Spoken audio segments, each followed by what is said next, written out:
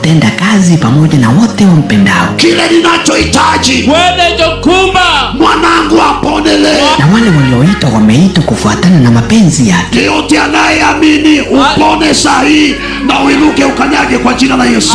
Mkutano wa siku mbili uliojawa na nguvu za Mungu katika ukombozi, uponyaji, urejesho, miujiza na ishara, pamoja na watu kupokea nyota zao. Kila roho na kila ugonjwa iachilie watu kwenye uwanja huu.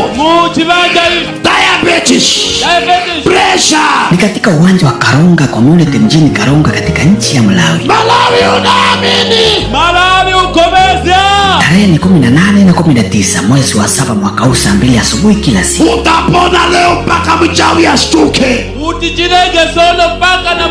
Hallelujah. Mkutano huu utaongozwa na mtumishi wa Mungu Pastor Ezekiel wa New Life Prayer Center in Church Mombasa.